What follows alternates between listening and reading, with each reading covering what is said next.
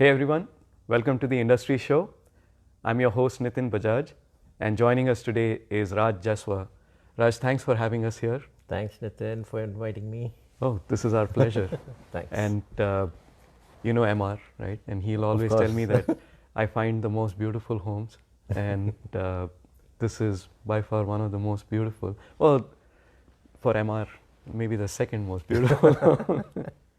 But thanks for having us here. Welcome. And let's start with your birth city and your parents. Well, I'm a Mumbaiite, Yep. born in Bombay. Yes.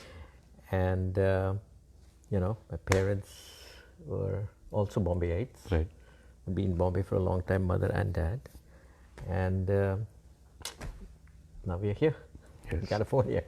So you eventually ended up with IIT, but what did you go to school for, and was IIT something that you knew, or it was more from your parents that you have the two options, doctor, engineer? Exactly right. I mean, you hit the nail on the head. It's like my dad said, okay, you can either be engineer or doctor. And I really wanted to be a doctor. Right. But except that you get admission to medicine after inter-science. Right. You get admission to IIT after first year science. Correct. So I got admission to IIT after first year science. So now it's like, do I take IIT Right. or do I take a risk? Yeah. And I took IIT, so engineer.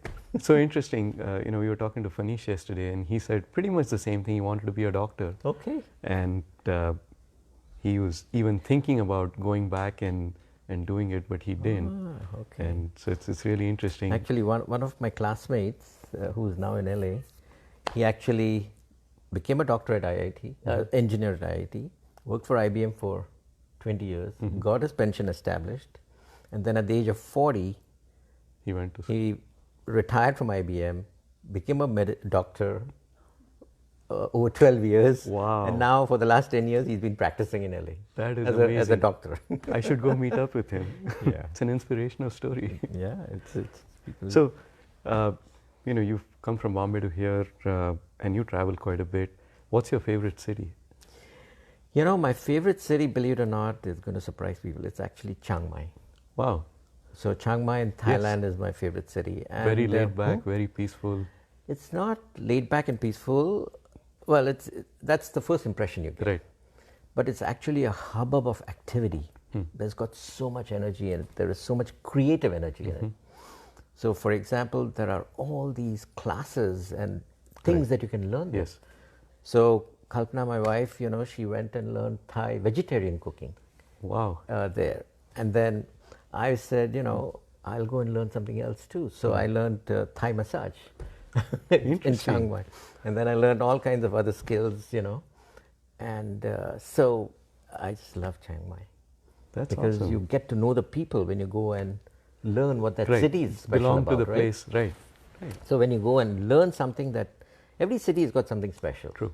And a lot of people just are superficially, checking a city out. More Just like touristy. a tourist. Yeah. But I feel that if you really want to see what the city is like, you've got to go and take a school there, class there, or school there or something. Then you'll connect with the locals. True. And bring a part of it with you. And then bring a part of it with you. And So how do we benefit and make sure you keep practicing your massage? well, I think at least you can enjoy eating Thai cooking because Kalpana teaches Thai cooking. I've heard a lot about that. Okay. So Kalpana, you can eat Thai food, So I guess we are vegetarian staying food. back for lunch now. I'm just kidding. One thing you own that you wish you didn't? One thing Or maybe I should ask you that question. I would say that, probably my house in Pune. Because we bought it 10 years ago. Everybody said it'll be a great investment. You can retire here and everything. And we've had it for 10 years and we've stayed in that house for 4 hours. And we're maintaining it, water leakage, tree problem. I mean, dirt problems, electricity goes down. Why am I carrying this burden on my shoulders? But you still have it. We still have it. But cannot let it go. That's the other thing. True. Once you acquire something, True. You become attached to it, Yes. even if it's useless. So that's so interesting. Any favorite book or the last two books you read that stuck with you? You know, actually, I'm going to refer everybody to this fantastic book written by True Yogi. The True Yogi was a person called Vimla Thakur. Oh yes. You heard of Vimla Thakur? Well, through you, Through me, obviously. Yes. And she basically taught yoga to yoga teachers. Right. And she did a 22-hour talk, 8-day talk. Right. And an audio book was published Yes. for that talk called Raj Yoga Talks by Vimla Thakur. And I've actually posted it on SoundCloud. On SoundCloud, yes. And we'll repost it for others to benefit. So I would recommend that, people actually, try and listen to that, Right. that audio book. It's really extraordinary. It just, shows you something special about life. Yeah. Yeah, we'll post it for others to. Oh, appreciate that. Thanks a lot. Awesome. Rajen. Yeah. So you went to IIT, and then what was your transition like from India to the US? And why US at that point? Well, my dad did all the homework for me. Oh, nice. So my dad basically prepared me so that I got into IIT. So he got me admitted to Agarwal classes. For 4 years I did that. Got into IIT, of course. Yeah. Then he chose all the different universities that I could apply to. And then he got the application forms. I just had to sign it. So then he set me up for US to come and study in the US. No room for distraction. No room. You're going to be an engineer, son. That's it. And that's because he was a dropout. He was an inter-science dropout. And even though he did very well in his life, he lived but through you. He struggled because he said that people who are not educated will struggle through their lives. Right. So his goal was to see that his children don't suffer, don't struggle in their life. So my brother and I, we both went to IIT. We both came to the US. We went to the universities that he got us admission into. Nice. That is so. And then he also did something special. He managed to even get us our green card. Wow. What he did was one of my aunts had come here about 10 years earlier. Yeah. So he convinced my aunt to basically sponsor my mom. So my mom became a green card holder. Okay. And then I was under 22 or whatever and single. Yeah. So automatically me and my brother got green card. That is awesome. So he set us up completely. That's what Indian parents do. Yep. They set you up for life. Yes. He also found my wife. Wow. What more do you want? That is so That's inspiring. So you were and here. my brother's wife too. Really? Yeah. Wow. Okay. That is amazing. I think this talk is going to go a very long time.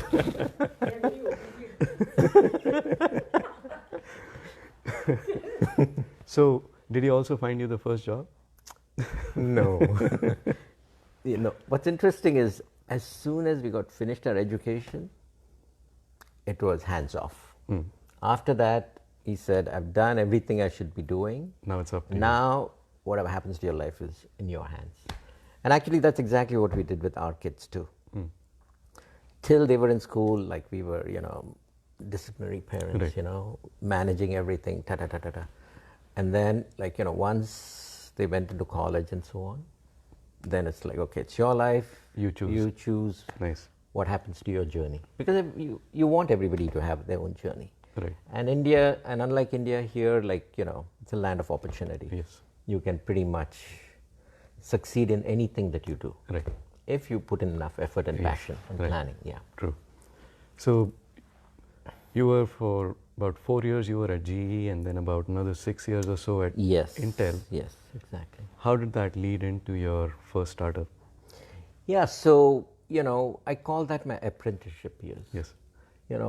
Essentially between GE and Intel, I think I got a very good hands-on education and training on how companies run, how different job functions are done.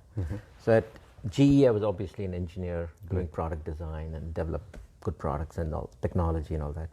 And then I did my MBA, and then I joined Intel. So I moved into marketing. So I did all kinds of marketing things, sales things, customer support, all those kinds of functions, right? Pricing and product forecasting and inventory management. Pretty good breadth. So got a full breadth of everything.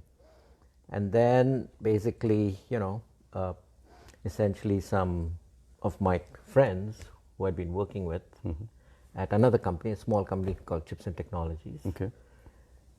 They said, hey, we are starting a company. Do you want to, come and talk to us? Yeah. And it's simple as that. It just happened, at that point. Yeah. But it was kind of a difficult decision because, we had just had our second kid. And Kalpana told me that, she's not going to work anymore. So new house, paying mortgage. When you work for Intel and GE, you don't save any money, or you make, they don't pay you enough to really live in this valley, right? This is the valley where it costs so much. You can't live on a salary, right? At least not generate savings. Right. So new wife, new house, new kid, and then this opportunity comes along. And the choice was, should we let the opportunity go, or do you take the jump? Right. And then Kalpana just pushed me out. So just take the jump. Nice. Just get it done. I'm glad you did. So she basically said, we've got to go for it, So this was Opti, right? This was Opti, the first company. Yes. And do you remember who was your first customer and how did that? Yeah, so that itself is a really fascinating story, which is, we were like three Chinese guys, three Chinese design engineers from Taiwan, and I was the Indian guy doing sales and marketing stuff. And, we could not raise almost any money from VCs. So and what year was this? This was 1989. And VCs were? VCs, basically we went there and they said, after listening to our presentation, and we thought we had a very good business plan and all that, they said, where is the white guy? Where is the CEO? Basically, that's what they looked at. And after visiting three VCs, we said, this is not going to happen. We're not going to be successful raising money from venture capitalists. Obviously, things have changed dramatically. Well, without an Indian, you cannot get money now. Yes. At that time, without a white leader, you cannot get raise money, right? So basically, the world has changed in 25 years. But so we said, okay, if you're not going to get money, that's fine. We'll figure out how to still make it happen. Bootstrap and we basically bootstrapped, mortgaged our homes and this and that. Borrowed money, raised about $1 million. And this is still with a new family and basically no salary, nothing. Living off nothing. So hats off to you for managing all that. We are doing it again. Right now. So basically, when you don't have money, you can't lose money. True. So basically, we ran the company so frugally and did everything so creatively that we bootstrapped a semiconductor company, which went public 4 years later. Wow. For $400 million. And we had like $150 million in sales by then. Wow. And all bootstrapped without raising a penny. That is awesome. It's like, entrepreneurs are very creative, when they have a challenge in front of them, right? True. So, okay, so we asked about customers, right? How did we get our first customer, etc. So, we knew that American companies are not going to give us business. They're going to say, okay, who's funding you? Who's doing this? Who's that? They wanted branding and. Right. So then we said, okay, why don't we go to Taiwan? And so I remember me and the CEO, we took a trip to Taiwan. And I'd been to Taiwan many times with Chips and Intel, so I knew the customers and so on. And then I walked in, we made appointments with 10 of the biggest Taiwanese, motherboard and PC companies like Acer and Mytek and all of these guys. And showed them our stuff and, told them that, look, we are going to support you guys 100%. And, I thought that, we said, we hope we get some business after, you know, a week-long trip. And it's amazing. We come back and we are barely landed, and my co-founders started coming to me and saying, look, a fax came in, another fax comes in. Wow. Like all these POs started coming in for the samples of our chipset. Wow. So out of the 10 companies that we visited, 6 of the biggest Taiwanese companies signed up to use our product. And I mean, you get 6 customers on your first sales visit. And these were companies that were 1,000 times our size, right? Like my time. Were you ready for that? Well, I think we just basically did something. We did lots of crazy things because, you know, we only had a few $100,000 in the bank. And now we've got orders from all of these guys pouring in. Procure all the materials. So what I told my engineers is that, look, generally in a semiconductor company, you get some samples, then you run some pilots, you do some testing, do testing, test the prototypes, find the bugs, fix the bugs, put them out, right? And so it'll be a 6-month or 9-month process cycle, right, to get the chip out, to get in production. And we were getting all these orders. So I told the engineers, I brought them all into a room, and I said, look, we've got $300,000. If we wait for 9 months to go into production, all the competitors will be there. Right. Intel will be there, and chips will be there, and VLSI will be there, and TI will be there. And we are going to not be successful anyway. Right. So I'll give you another 3 days. Why don't you think of what problems there can be and solve every problem? Right. And then we take whatever money we have in the bank and order without even seeing the chips. Right.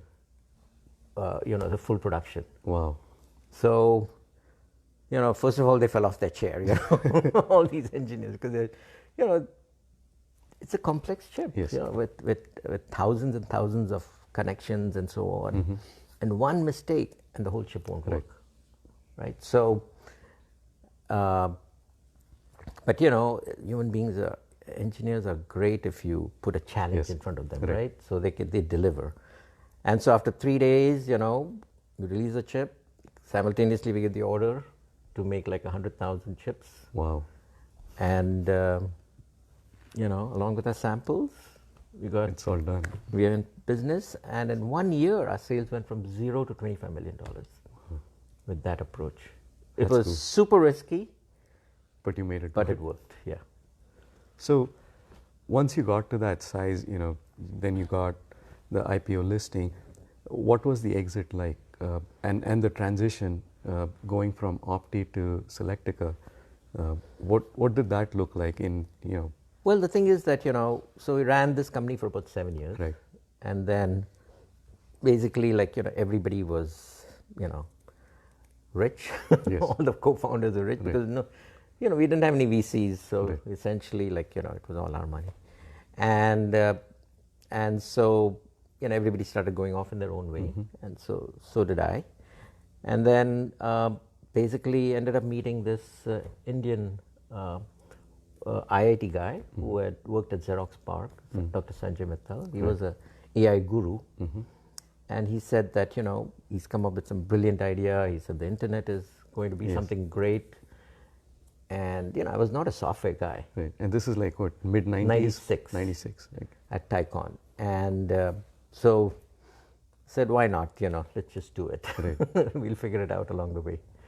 And so we got together, we started it, and that became the Selectica story, which had a tremendous success, And this was like right before the Dotcom, you know. It was basically rode the Dotcom wave, right? I mean, we raised like $35 million in venture capital.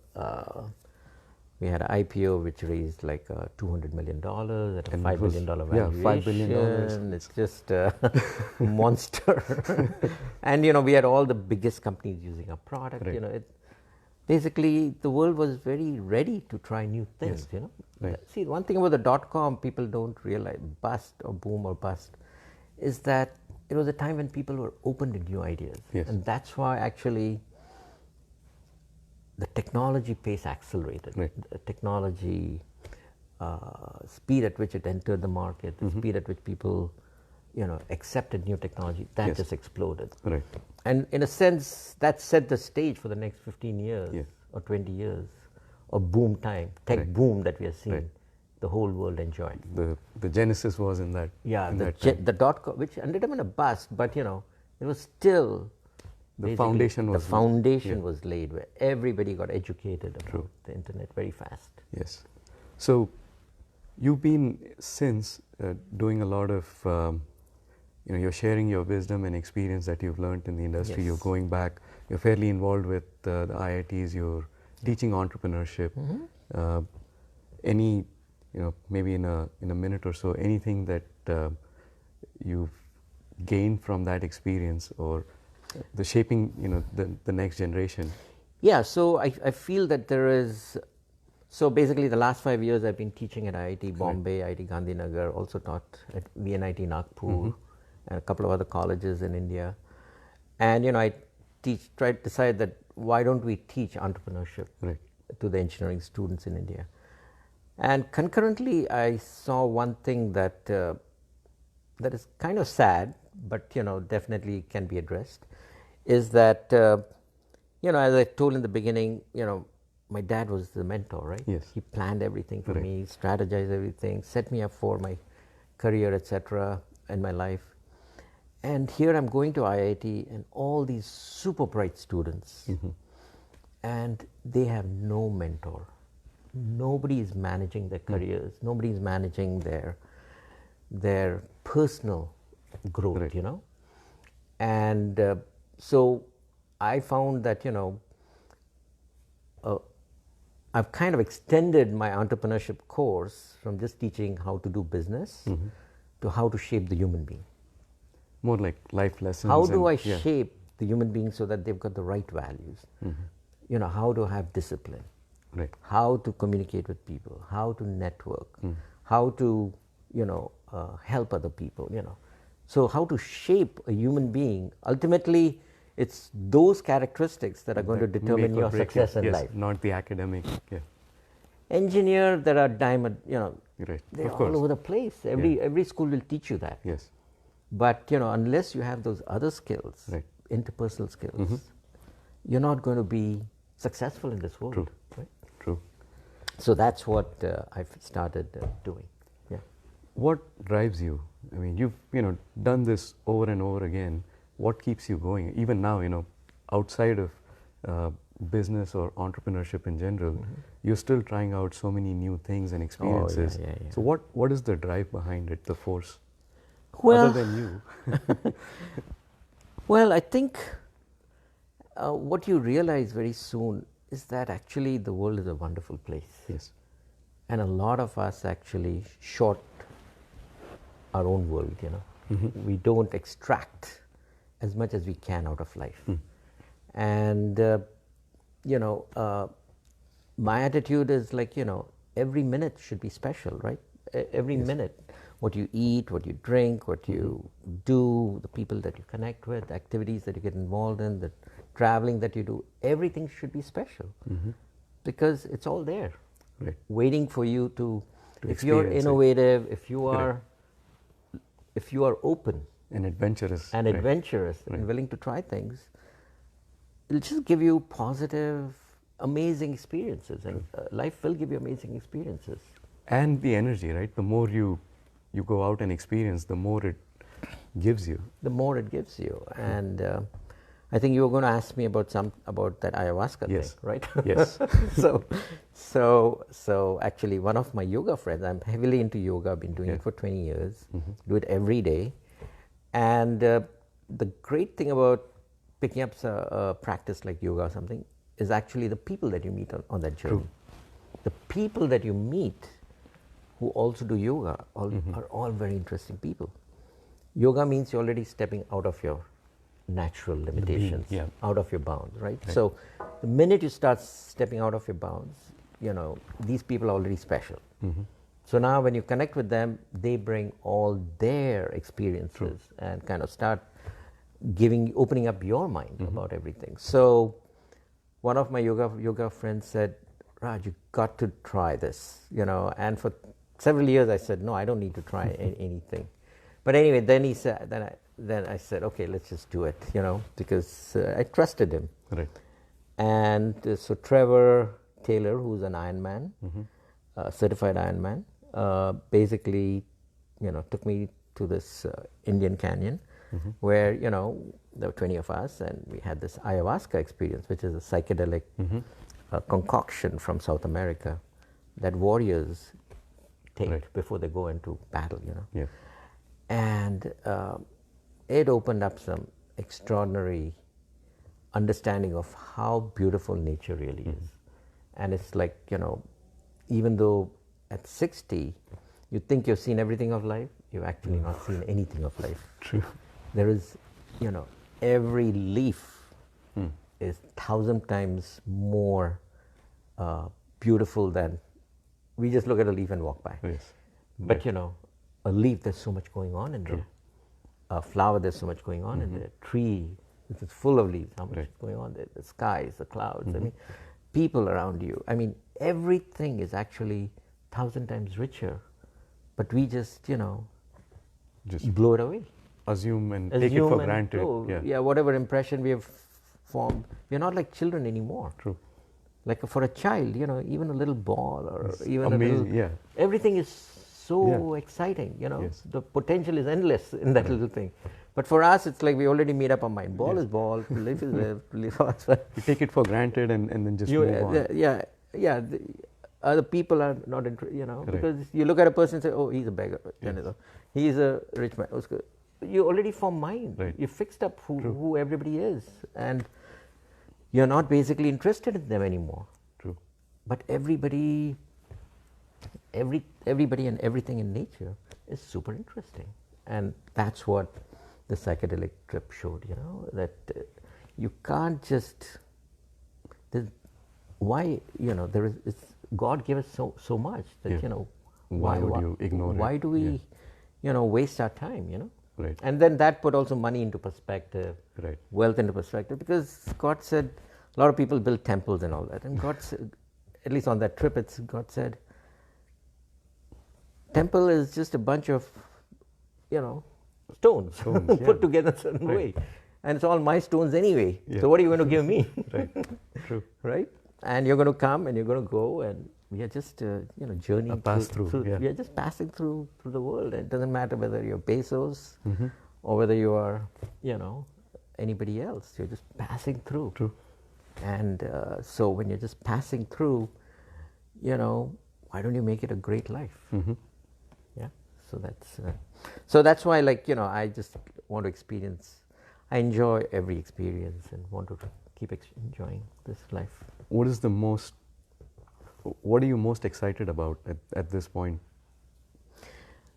Well, I think right now it's just, self-discovery. Right.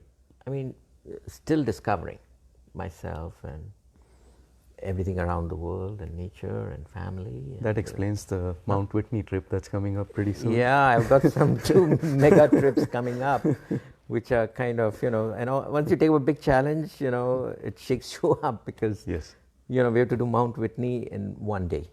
Right. Because that's all the permit you can get. Yes. So in 22 miles, 1 day, getting up to the highest mountain in California, it challenges you. Yes. But, I'm sure we'll do it. Part of the self-discovery process. It's a part of the self-discovery process. Let's see how it goes. But we'll try and make it happen. Yeah. Well, good luck on that. Thank you. You're welcome too. Yeah, I'm gonna take you up on that. Okay. So, how has you've worked with a lot of other ethnicities? How has your Indian ethnicity shaped your decisions in life and also in business? So I think Indians are actually very well positioned for global business. Right. Because we are open to other cultures. I think we were born in an environment where there's so many cultures around us, right? I mean, to find any street corner in India, on one corner you'll have a masjid, other corner you'll have a church, third corner you'll have a Hindu temple. You can't escape it, right? Parsi, this thing. We have to be accepting. And so we are, for us, diversity is normal. Part of nature. Part of life. It's like everybody is different. True. The richest person will be living with interacting with the $1 billion poorest person. home next to a slum. Yeah, exactly. So for Indians, we are very well positioned to leverage a natural adaptability and natural comfort with diversity, and we are also very kind of intelligent, and we are also pretty persistent, and good businessmen. And More so than on. intelligent, I think it's street smartness that Street is also smart. It's forced. actually not intelligent. It's really the street smartness, right? We can handle ourselves Yes. and adapt quite easily True. to complex social situations and so on. So I think Indians actually have gone and done business all over the world. Actually, you'll probably find Indians in the smallest village in Africa.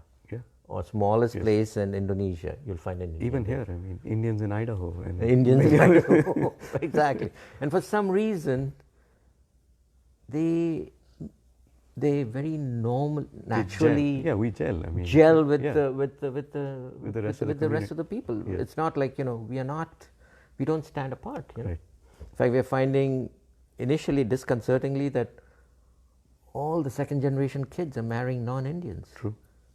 Boys are marrying non-Indian girls, and girls are marrying non-Indian boys. It's like, initially it was very disconcerting. Right. How come the Chinese always marry Chinese? And how come everybody, all the other communities are staying,